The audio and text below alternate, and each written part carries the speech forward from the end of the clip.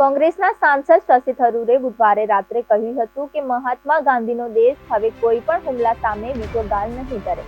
જવાબમાં કડક કાર્યવાહી કરવામાં આવશે. તેમણે કહ્યું હતું કે આતંકવાદ સામે ભારતનું વલણ ખૂબ જ સ્પષ્ટ છે. અમે આતંકવાદ સામે મજબૂત રીતે ઊભા છીએ. તેમણે પનામામાં ભારતીય દૂતાવાસના એક કાર્યક્રમમાં આ વાત કહી. તેમણે મહાત્મા ગાંધીના વિચારોનો ઉલ્લેખ કર્યો. તેમણે કહ્યું હતું કે મહાત્મા ગાંધીએ અમને સ્વતંત્રતા ચળવળમાં પણ શીખવ્યું હતું કે આપણે હંમેશા આપણા અધિકારો માટે ઊભા રહેવું જોઈએ. શશી થરૂર સહિત 7 સાંસદના નેતૃત્વમાં એક સર્વપક્ષીય પ્રતિનિધિ મંડળ ઓપરેશન સિંદૂર અને આતંકવાદ સામે ભારતનું વલણ રજૂ કરવા માટે 5 દેશની મુલાકાત લઈ રહ્યું છે. તેમણે અમેરિકાનો પ્રવાસ પૂર્ણ કર્યો છે. પનામા પ્રવાસ હાલમાં ચાલી રહ્યો છે. આ પછી પ્રતિનિધિ મંડળ ગુયાના, બ્રાઝિલ અને કોલંબિયા છે.